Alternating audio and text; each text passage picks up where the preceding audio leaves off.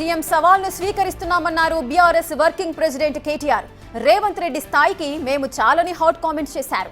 సీఎంకు 72 గంటల సమయం ఇస్తున్నామని, అసెంబ్లీలో మాదిరి పరువు పోగొట్టుకోకుండా ప్రిపేర్ అయ్యి రావాలని సెటైర్లు వేశారు కేటీఆర్.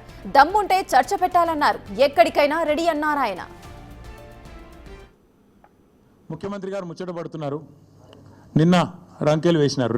రొటీన్గా ఆయన పాపం సభ పెట్టినాడు అంటే 4 బూతులు, 5 ఛాలెంజ్లు, 6 తొడలుగొట్టే డైలాగులు, 2 గుడ్డలు ఊడదీస్తా అని 2 మళ్ళీ భాషణాలు, వాగ్భూషణాలు.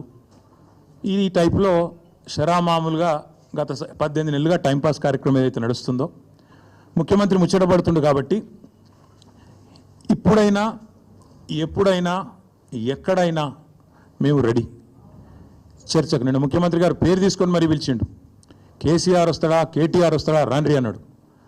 నీకు కేసీఆర్ అంత లేదు కానీ మేము చాలు నీకు, వస్తాం, మీరు ఎక్కడ పెడతారో పెట్టండి, వస్తాం. కాకపోతే మేమంటే ఎప్పటికప్పుడు రెడీగా ఉంటాం. ఎందుకంటే ఇలా 10 ఏళ్ళు మునిగి తేలిన వాళ్ళం కాబట్టి మేము ఎప్పుడు రెడీ. కాకపోతే మీకు కొద్దిగా ప్రిపరేషన్ టైం కావాలి, మాకు తెలుసు. ఎందుకంటే మీ మంత్రులు గతంలో కూడా మేము శాసనసభలో మీరు ప్రతిపక్షంలో ఉన్నప్పుడు కూడా చర్చ పెడతామంటే మేము ప్రిపేర్ అయ్యి రాలేదండి అంటారు. ముఖ్యమంత్రి గారు అయితే ఆయనకు తెలుసు, మీకు పాపం బూతులు తిట్టడమేమో ఈజీ, చాలా ఈజీ కదా. బూతులు మాట్లాడడము, డైలాగులు కొట్టడం, గుడ్డలు ఉడదీస్తా అనడము, గుడ్డలు ఉడదీస్తేనే ఇందిరమ్మ గొప్పతనం తెలుస్తుంది అనడము, ఇవన్నీ చాలా ఈజీ.